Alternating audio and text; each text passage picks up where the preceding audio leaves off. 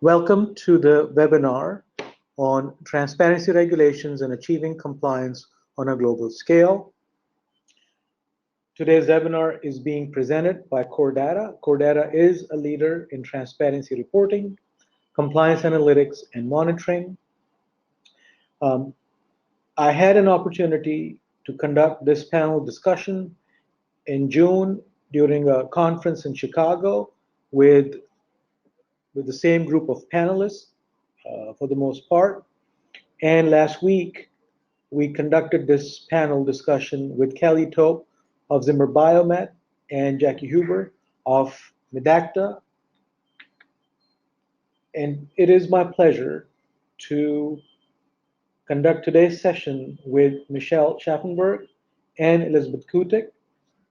Michelle is a VP and Chief Compliance Officer at Cantel Medical.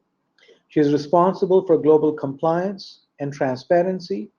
Previously, she was the Chief Compliance Officer at Integra Life Sciences Corporation, where she had similar responsibilities. When Michelle is not hard at work, she enjoys spending time with her husband and son. We also have Elizabeth Kutik. Elizabeth is a Senior Associate in King & Spalding's Frankfurt office and a member of their FDA and life sciences practice. Elizabeth advises and represents clients in the medical device, pharma, cosmetics, and food industries.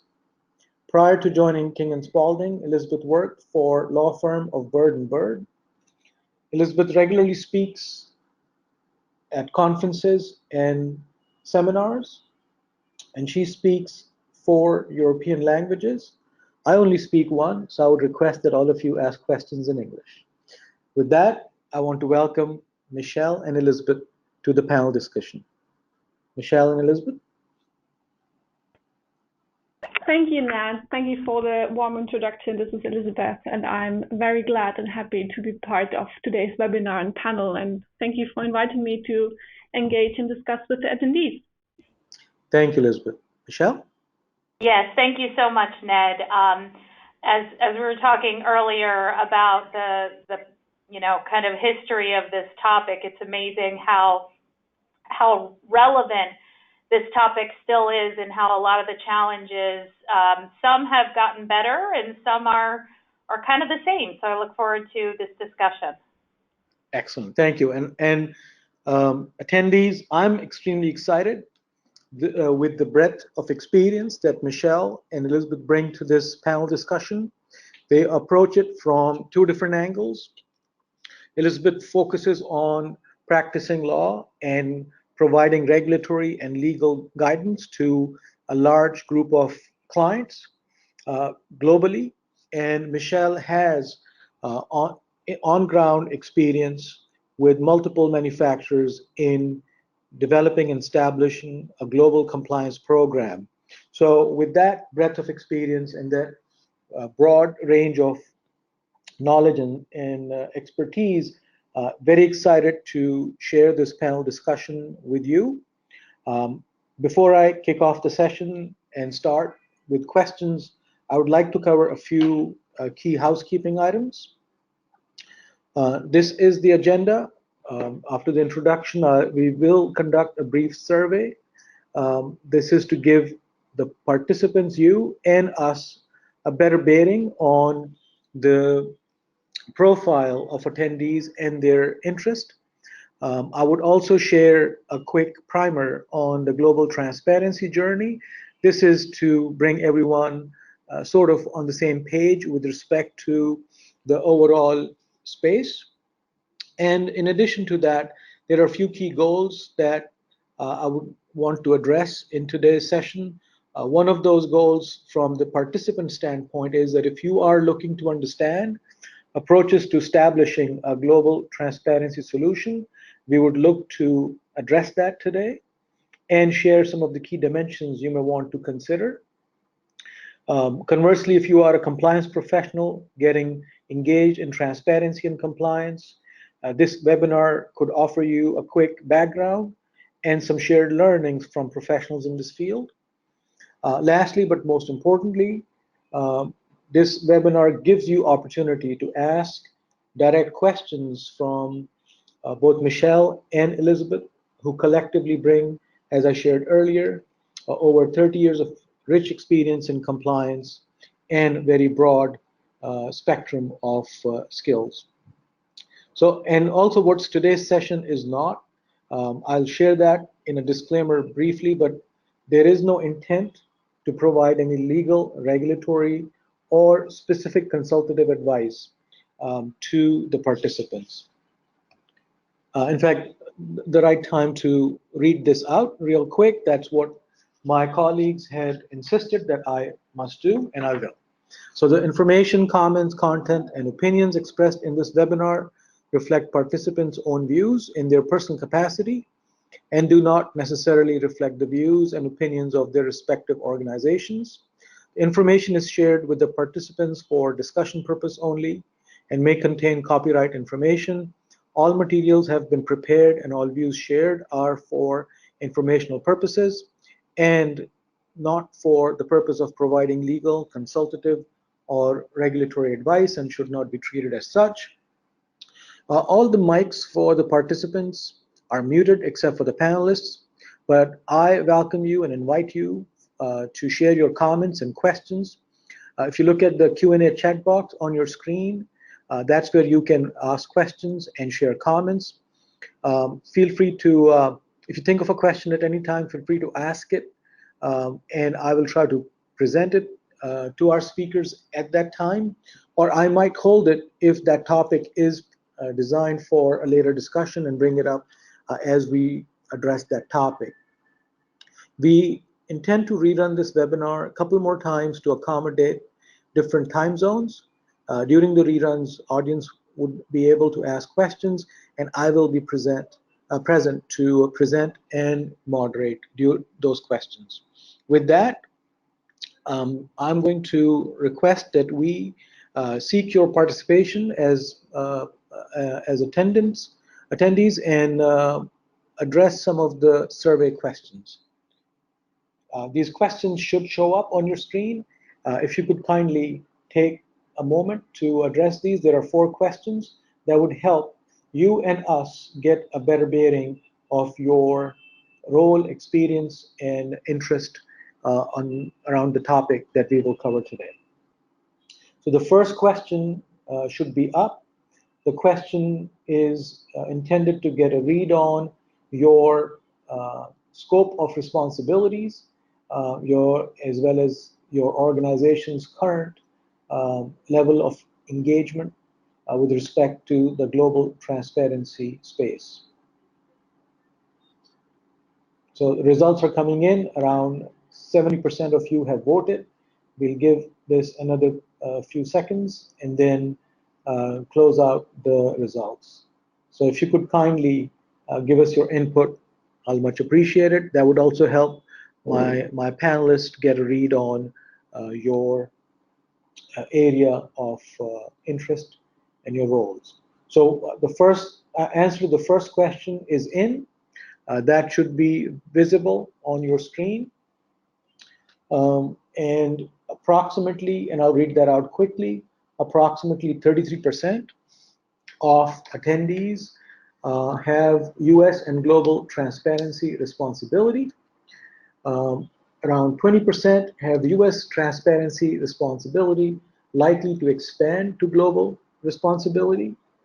Another 33% have US transparency responsibility only, and then 13% have non-US responsibility.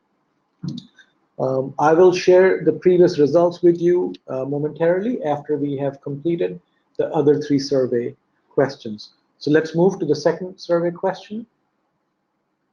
And the question is, what are the key challenges in managing global transparency? Again, I have results from the previous webinar as well as conference. I would be offering you those survey results, and you'll have an opportunity to compare your perspective on key challenges, your experience with respect to key challenges, and what your colleagues in the industry have shared with us. So around 50% of votes are in. We want to give the participants another 15 or 20 seconds to close out this poll question.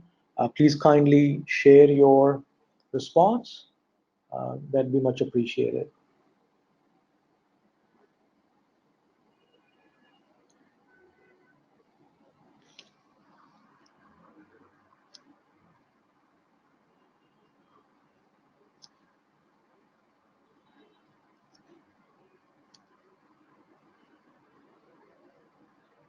All right, so we are closing the survey, and I have taken notes on the survey results. You can see them on screen, and I will again play back the collated results from the previous surveys shortly after the surveys are complete.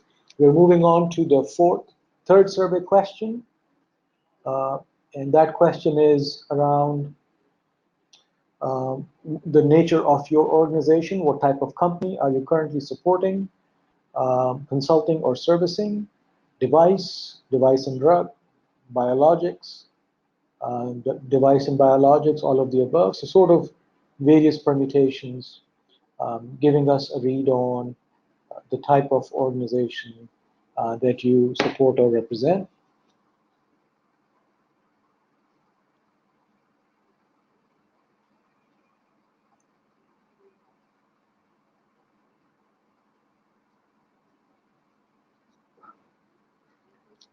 All right, looks like most of you have voted. So we will close that question.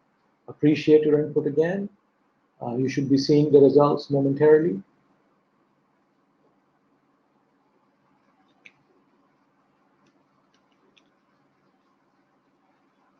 Okay, and then we are ready to move to our last question.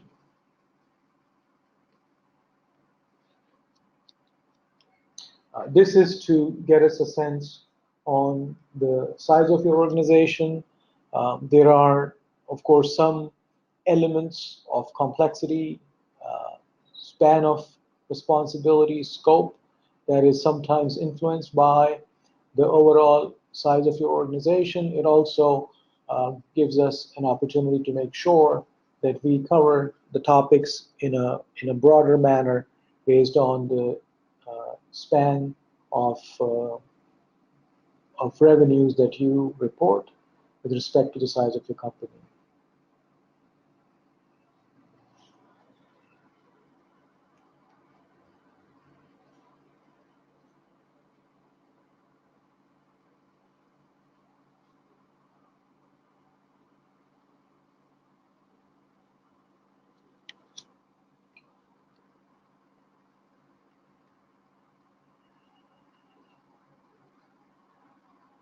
All right, so I think we have the results in, and let me now dive into the survey results from previous web conference and webinars.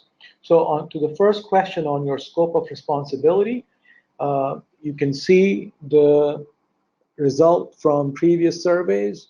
Around 60% represented both US and global, with another 20% representing extending from US to global. So nearly 70 to 80% of participants in the previous surveys shared that global responsibility is becoming the majority, becoming a responsibility for majority of our colleagues in the industry. Today's survey results were 33% and 20% for the first two. So again, nearly 50%, 50 to 60% reflected the same.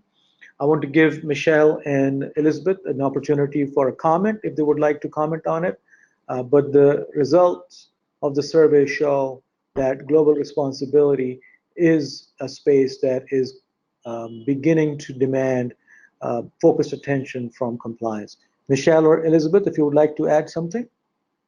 Yeah, hi, it's Michelle. A couple things. One is this isn't surprising as when you think about compliance as becoming a global role, and that's within the last 10 years if you really stop to think about it. And I think within an organization you have to consider, okay, so if if we have global responsibility, where is that responsibility sitting, which we're going to talk about at some point?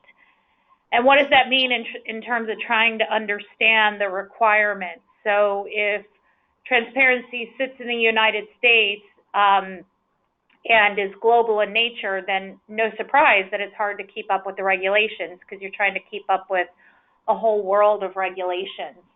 And that's a challenge we face. It's one that I face, certainly. And so, you know, an important conversation to have. But I think it's also reflective of how compliance itself is becoming more focused on transparency at a global level. This is no longer a U.S. issue. Appreciate that, Michelle. Elizabeth, would you like to add? Yes, absolutely. I absolutely agree with Michelle that transparency is not a U.S. only issue any further. We see that also in the evolving laws and regulations and industry codes that have evolved a lot throughout the world. So that it's definitely becoming a more global and holistic issue, which does not make it easier to get to keep in touch with, but we will try and see whether we can give some guidance there. Excellent. Thank you, Elizabeth. So to the next question on key challenges ranging from stakeholder engagement, compliance structure, technology enablement, project setup and funding, and staying current on regulations. What we saw was around 42 to 50% of respondents in the previous surveys picked staying current on regulation as a key challenge. Today, I saw 61% voting for staying current on regulation as a key challenge. So again, Elizabeth, very welcome to the webinar. That is a topic that you and I had discussed before the webinar as a challenge.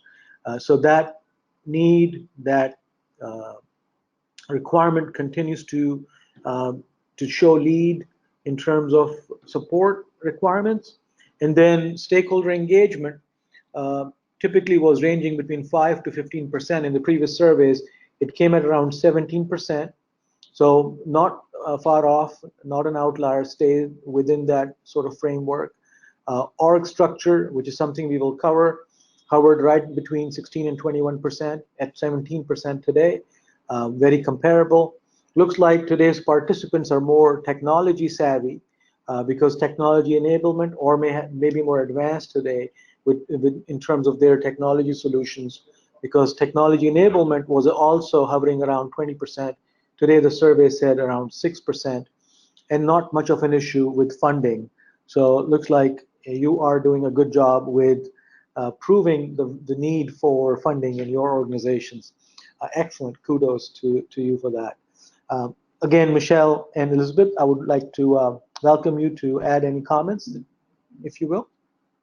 Yeah, as we already thought and advised at the slide before, it exactly shows that really the staying current on regulations becomes one of the bigger issues and challenges when transparency is becoming a global responsibility. So that, yeah, is a interesting result in showing us the way where we have to think some transparency in the future.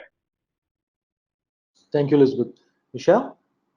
Yeah, I agree. And I know the panel that we did at the conference, we were surprised by this because we thought stakeholder engagement would be much higher. I know it's a persistent challenge for me, but I wonder to what extent that challenge has become one that we are just accustomed to and are have incorporated how to address it. Whereas as global transparency has really kind of blown up, if you will, it is much more challenging. And I think personally, particularly for device companies, because my history is in device, I hear more about what's going on in pharma, and it can get very confusing because you'll hear, oh, in Europe, there's all these transparency requirements, and it turns out they're talking about FPIA, which is pharma. And so I think I have this huge requirement I have to deal with, and then it turns out it's pharma only. And you get kind of crazy legislation that looks like it's directed at pharma, but maybe pulls in med device. So I think in particular, this is difficult to navigate to figure out, okay, what's pharma, what's device, what's everyone. So yeah, I echo those challenges. Completely agreed. Appreciate that. And then I'll quickly touch on the next two survey results because they're more profile oriented. With respect to type of company, the previous survey, in the previous webinar, we had around 51% participants representing device. Today we have around 33%.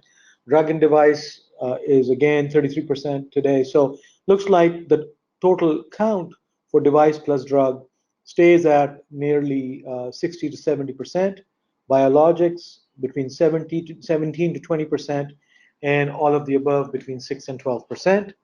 The last item on the company size, around 14% today, 16% in the previous surveys, under 100 million, 30% today, 32% under 500 million in the past, 500 to a billion mid-size, 14% today. We had 2% in the previous session. And then again, the large pharma, a billion plus to 5 billion plus, around 50% in the previous survey, and around 45% today. So reasonably comparable in that sense. Just quickly looking at time, we are running 5 minutes late. So the next section that I have is around a quick primer on global transparency journey. I'll do my best to summarize it, minimize it, so that we give lion's share of discussion to panel conversation as well as Q&A. So with respect to the global transparency journey, that journey, I feel, started in earnest when a few states in the US were demanding transparency, of course, unless an organization was under a CIA. But then that expanded quickly to US federal regulation in 2012. And since then, the transparency journey has mushroomed across the globe. As the transparency demands have increased with, as Michelle was sharing, with several new regulations, both around device, drug, biologics, the total spend amounts are large, around 50 billion in US and several billion across the globe. This, I feel, requires thoughtful management and global information across large volumes of data spanning multiple regions. And all this requires capable systems, information, and sometimes analytics. Transparency, certainly in EU, needs consent, and consent needs data privacy management. So as you go global with transparency, especially for those firms that are US-centric, there are additional needs and requirements from regulatory standpoint that you have to comprehensively manage. Then with respect to your global compliance needs, organizational setup spanning across continents and countries requires, again, a thoughtful mechanic to support a large group of requirements, large group of regulations. There are both centralized and decentralized models. We'll dive into it shortly. And then with respect to understanding and managing information, it's not just at the industry level, but you have to do analysis at company level, and not just locally, but globally at the company level, and then beyond the company to more detailed level of information management at physician, drug, device, a hospital, and the like. So compliance teams now need global reach, global support. And the question is, what do you need to do to support all these capabilities in a cost-efficient manner globally, ensuring compliance, data privacy, information, and large volumes of spend. Clearly, you are well beyond managing all this manually. Also, the days of kickstarting a new spreadsheet and tracking issues, audits, and numbers in a shared directory are behind us. You're past the personal productivity tools era as well, and you are into the enterprise level capability space that is prepared to handle data privacy, HIPAA compliance, GDPR, data backup, data disaster recovery at a global level, and image retention of paper documents and the like, multiple languages, and that too across multiple precincts. So all this requires new strategy, approach, plans, and capabilities, and we will touch on some of those aspects for global efficiency today. And in sum total, you need to do all this in a proactive, timely, cost-effective, and efficient manner, or you not only risk falling behind, but also exposing your organization to unexpected risks. Welcome to Compliance and Transparency in 2019. So with that, I would like to kick off the panel discussion and go to the first topic that we had sort of outlined. And my first topic for panel discussion is around the experience our panelists have had with transparency and its scope. So with the global requirements, at a recent conference in Chicago that I mentioned, Rodrigo Groen, who was the executive director at America's Compliance at GE Healthcare, shared that in 2019, his organization filed over 70 transparency reports worldwide, and they expect that number to increase by nearly 25% next year. So Michelle, I would like to start the panel conversation or discussion with you. If you could please share with the audience your journey with global transparency, scope of your organization's current obligations with respect to a roadmap to support this, as well as your past experiences. Michelle. Sure. So your presentation on the journey really brought back memories. I was at Integra Life Sciences Corporation, another medical device company that grew significantly during my time there, not because of me. And it was fascinating because my beginnings, I began in the med device industry in 2003, and 2005 was the first kind of precursor to the universe we're in now. And that was the California law that actually prohibited certain activities. And I say it's a precursor because in order to ensure that you were complying with that California law, you had to do a decent amount of tracking. The law still exists. There's still certifications related to it. And that was around this whole idea of you couldn't give gifts except certain gifts, and you as a company had to set your limit for gifts and meals, and so you had to track to make sure you stayed within those limits, etc. But it was more of a prohibitive law, and I think those of us in the industry at the time assumed that was the direction things were going. And at the time, to be a compliance professional, you needed a law degree or some sort of regulatory experience. If you could read a law and interpret it, you're golden. And of course, to implement it. It's a different world now. So now it's all about data and having the ability, financial analysis, things like that, a very different skill set. So I was at Integra from 2003 until last year, and from the California law to Massachusetts and Vermont, Nevada, all the different states and that were going on, those laws that were going on. And then 2007 hits, and this Jackie talked about this in the previous conference because she lived it, with the DPAs where the orthopedic companies had to post their consulting dollar spend, and the government assumed it was really easy to do. And so that was the beginning of what became the federal law. And there were a lot of wrong assumptions related to that we had to deal with.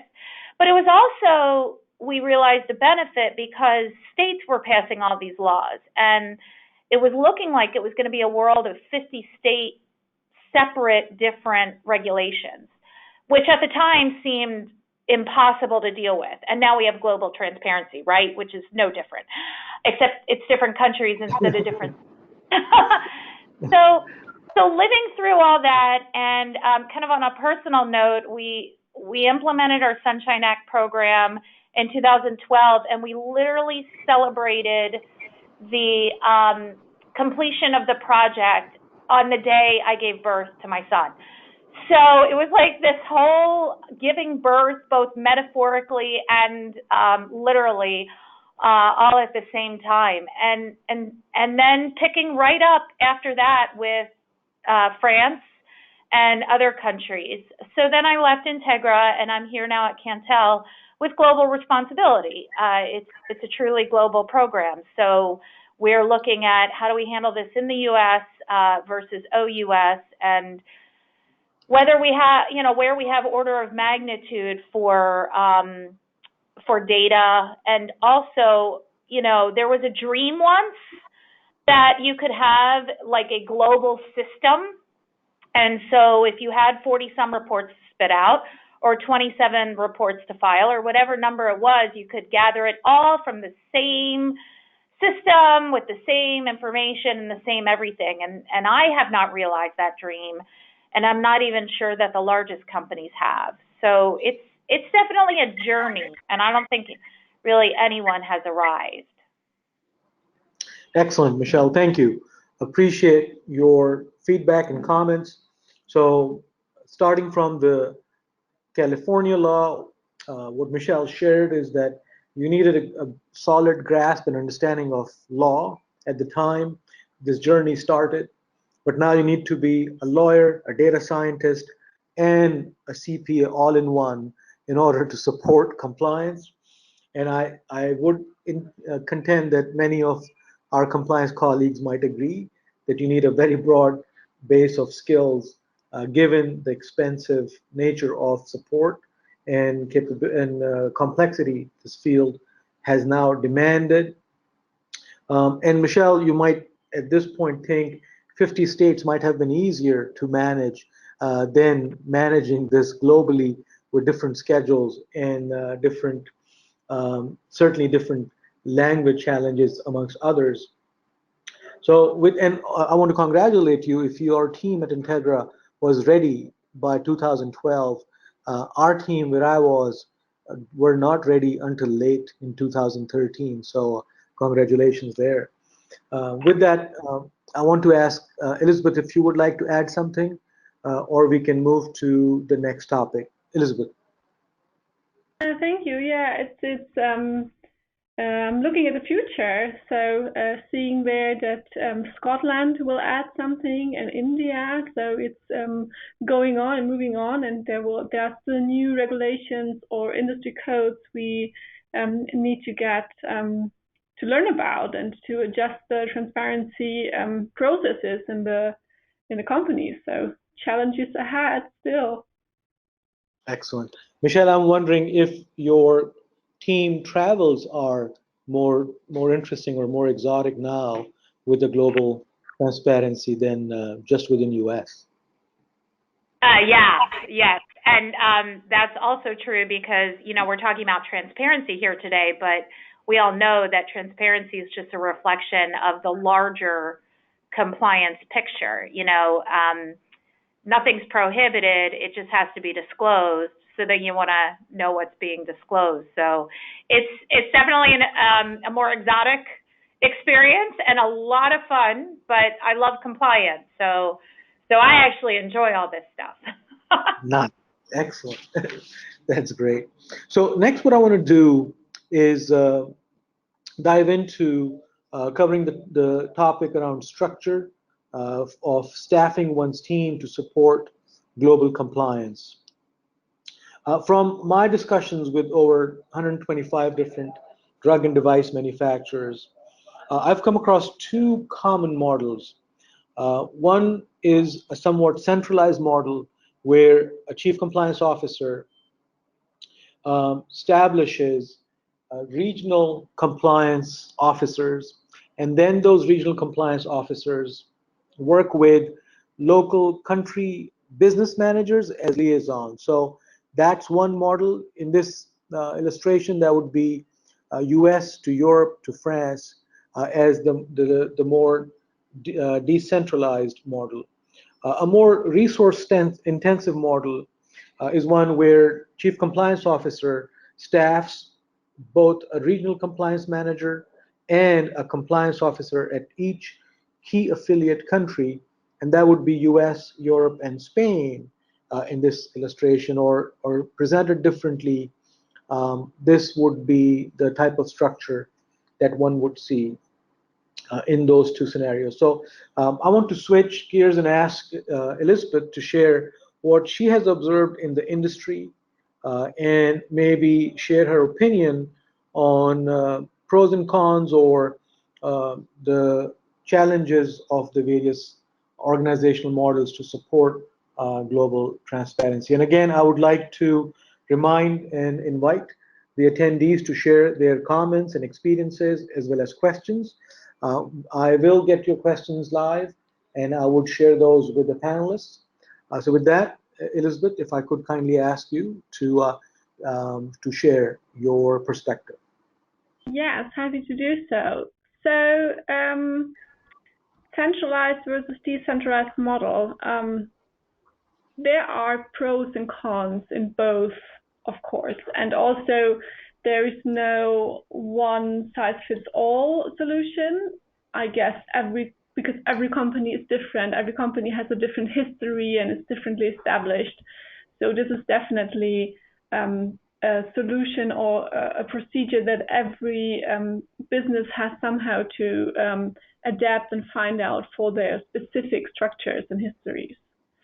When I was working with compliance and regulatory clients or contacts as clients who are in a more centralized structure, what I felt or what my feedback was is that they are really experts in transparency issues. They have a broad experience. They have had filings in many different countries, and they really know how transparency works, how those regulations work, what the tools are. They have just a broad experience in that area, which is great, and I'm sure that this also shows down in a very cost-efficient work for the business. Also, definitely on the pro side for centralized or a more centralized structure is that then we have single points of contact for transparency issues. Might it be a general head who is responsible for compliance or for transparency in general, but also if I want to talk to someone who is responsible for certain regions, who is responsible for certain filings at certain times, there's always a single point of contact or a single group of contact. So it's a really easy communication, and you know where to go with what kind of problem.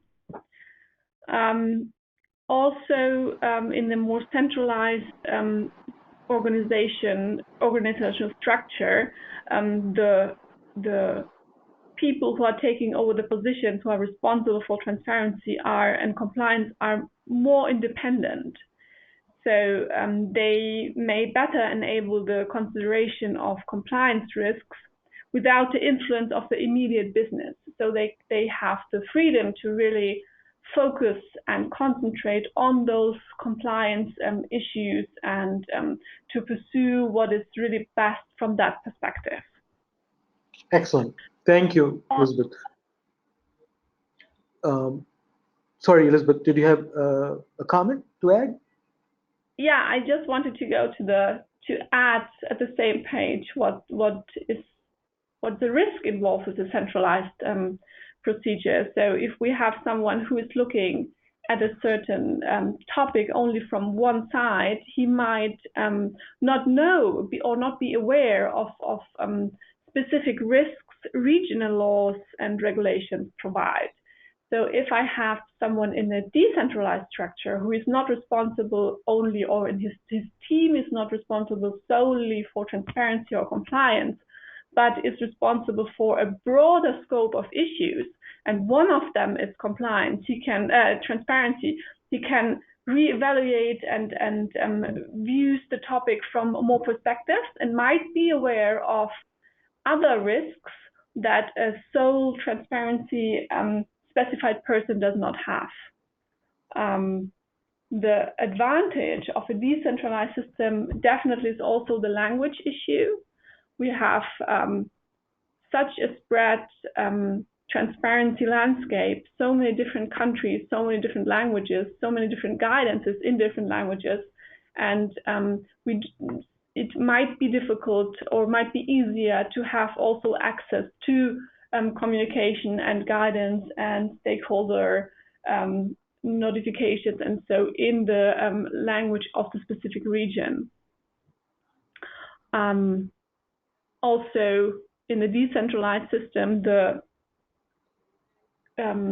people working or responsible for transparency issues have a closer relationship with stakeholders and regional development, so they might be quicker up to date and be more aware of current developments in the region. So, but the downside from a decentralized system, of course, is it might lead to a non-uniform performance. So people in different regions and different businesses, different local businesses might treat same issues differently and might take different decisions. So as you see, there is no centralized is better or decentralized is better. It is really a mixture of risks and many topics that count into that. Every company might focus or might decide differently. Phenomenal. Appreciate that. I'll summarize some of your comments in a minute. I want to give Michelle an opportunity to add if you would like to comment on this structural question. Thanks, Ned. Yeah, I completely agree with you, Elizabeth. I will say, in my experience, this is something that's not completely in the control of the compliance leaders. So often how things are structured is dependent upon the resources within the company for compliance. So obviously larger companies have more ability to decide between centralized and decentralized, because decentralized just requires more people. So I go back to what I know the Department of Justice has said. I don't know if other government authorities have said the same thing, but it's the idea that there's no one-size-fits-all compliance structure. It's whatever works effectively to accomplish the goals you need to accomplish. So when I look at something like this, I think, okay, well, I don't have the budget to be decentralized, so let's take advantage of the benefits of a centralized system that Elizabeth listed out quite well, and remember and try to mitigate the risks associated with it. So, okay, how do I deal with the language issues? How am I partnering with other people to make sure that I am hearing what's actually going on and I'm fitting the transparency program in the context of the larger company? Phenomenal.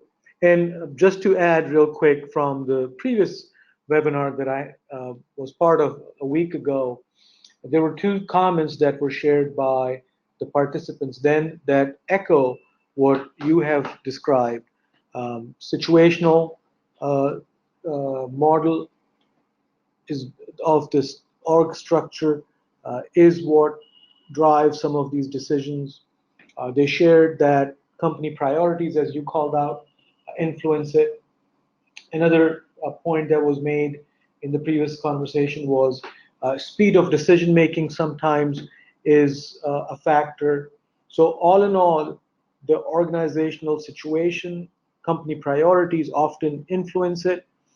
And it also is a factor in the journey from a life cycle standpoint. If you're quickly standing up a compliance organization globally, I'm working with a client who's doing that. They are starting with a regional team only and working with business liaisons because that provides them a speedy start.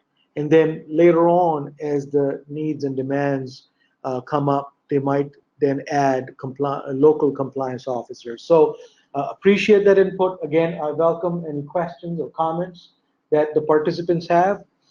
We have around 15 minutes and a couple more questions, so I will continue and go to the next topic. And this one is the one that has received the most votes in our survey. One of the challenges with meeting global regulatory compliance requirements as well as transparency is staying current on regulations, translating and interpreting laws and regulations, and enabling the organization to do so in a timely manner. Elizabeth, I would go to you first on this question as well, if I may. Very interested to hear your take and approach to staying current on regulations. Yeah, sure. So yeah, very good question, how to stay current on regulations globally. I think this is for one person even impossible. So spreading somehow the tasks would be the first thought. No one can stay current on everything, but focus on different topics, on different regions, and somehow break it down to various responsibilities. And then what I always think is helpful is just staying, as a first step, is staying up to date with general developments on a high level. When actively following the news and, for example, subscribing to newsletters or setting Google alerts with certain words, you might just get aware or raise awareness within your sphere about current developments. Where is something going on? Oh, we saw that Scotland planned something in India, so now I have it on my radar, just to be aware of general developments, and then engage with the network and you have, and just exchange and talk about those topics. I find this personally very helpful to just to help me staying current on regulatory developments.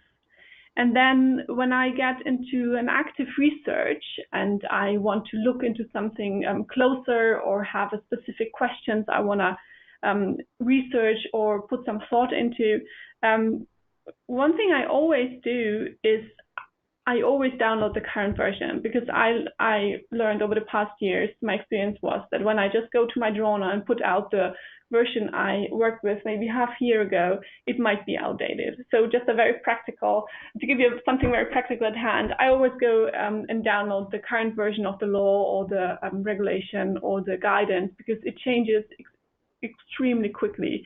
Even guidance documents, I have one document I work with from the European Commission, it might change. Even 3 weeks ago, the latest version was amended. So often those topics in the area of compliance are evolving very quickly. And then what I look at very often and really also regularly in my practice as a lawyer is I go to the websites of authorities. So I find this very, very helpful to get more information about the specific law or regulation.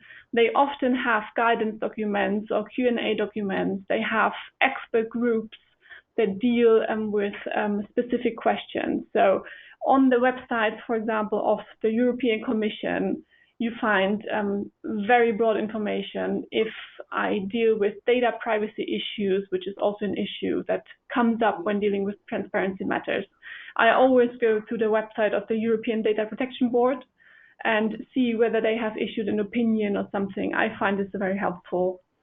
And my third topic would be, or my third idea how to stay current is somehow profiting from knowledge groups.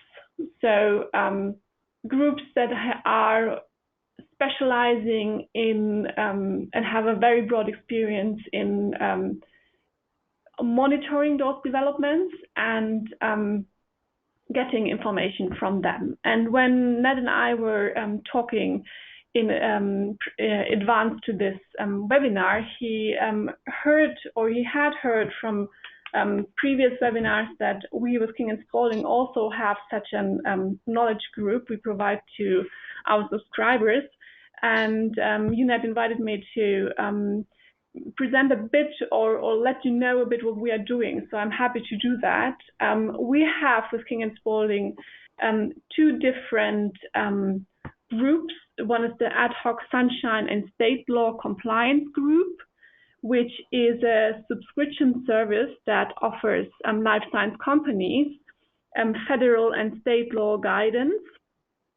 And then we have also an international marketing and disclosure compliance group, which is a similar subscription service that offers guidance on global transparency requirements. And within those groups, we have experts who are researching and staying current on all those different transparency regulations. And for example, for the Sunshine State Law Group, which is focused on the US regulations, we are monitoring the Federal Physician Payment Sunshine Act, the Federal Prescription Drug Sample Transparency Requirements, price transparency laws, marketing codes of conduct, and so on. And similarly, for the international disclosure group, we are monitoring the marketing, promotion, and advertising disclosure laws and codes throughout the world.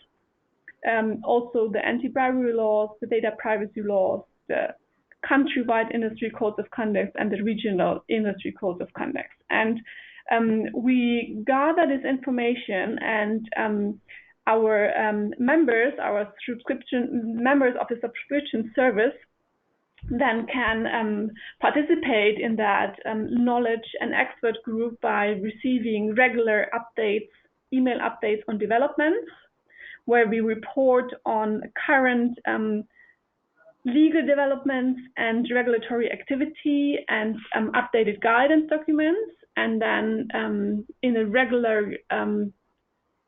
regularly we hold conference calls on those issues more or less every 4 to 6 weeks, where we report on those issues and discuss them with the participants, where participants also have the option to put questions or to request specific issues they would be interested in, so that we can research and follow up with them. And we also provide the members with PowerPoint presentations summarizing these new requirements, which they can then use to educate their internal clients.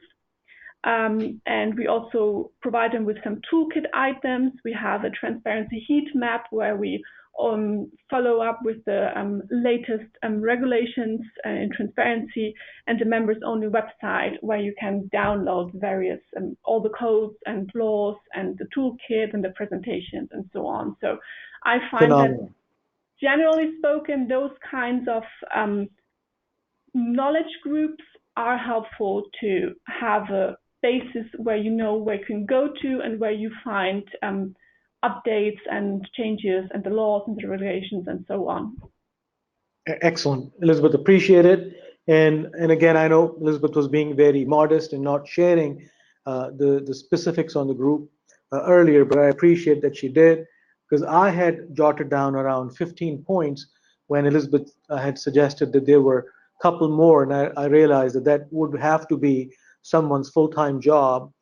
In my conversations earlier with Elizabeth, I had learned that there is a fairly large group whose full-time job is to stay current on these US and global regulations. So anyone who's on this, who's from the attendees, who has an interest to learn more about it, I'll be happy to get information from Elizabeth and share with you. Just again, very briefly to share what the panel participants had expressed last week.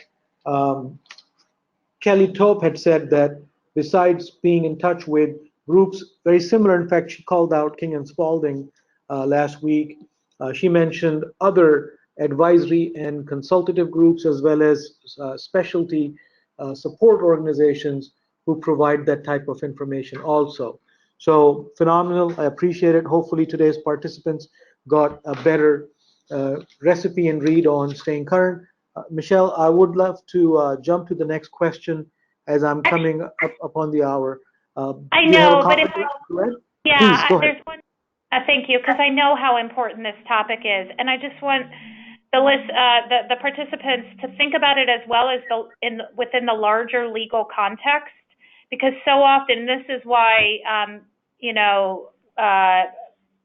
services and things are so helpful, because they help to give you the bigger picture. We can stay so focused on the new law coming and not realizing what it means. So Elizabeth mentioned earlier, transparency interplays with privacy. So you have to make sure that when you're thinking about a new law, it's a bigger picture. And where I got tripped up in my implementation in France was they were talking about this directive. The directive passes, there's no guidance, so the equivalent of regulations. In the United States, we didn't have to actually start tracking until the regulations were in place, because we didn't know what we were supposed to track. Not the same in France. France's law was retroactive, okay? And that's an unusual concept in the United States, that even though you have no regulations and you don't really know what's expected of you, that when the law does pass, even if it's 3 years later, you're expected to have the data from day one. And that was a painful lesson for me. So it's important that you have these connections, because they're going to help you to understand what it actually means beyond just the law itself. Excellent. Appreciate that. That is challenging to collect information retroactively. We have been challenged to do that proactively, so I'm not sure how people do that.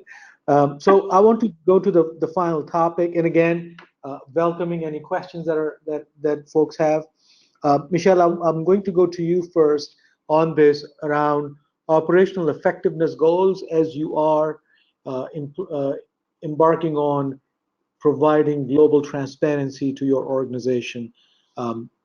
Open forum, your comments, your guidance to the participants around operational effectiveness. Yeah, there's a lot. And, I would say, like so many things, the more things change, the more they stay the same. I wouldn't say that the challenges necessarily change year to year. I think they just, you start to figure out how to navigate them.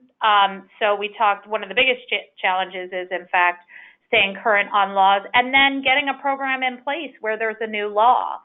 And each time you do it, I think you figure out next time what you want to do differently.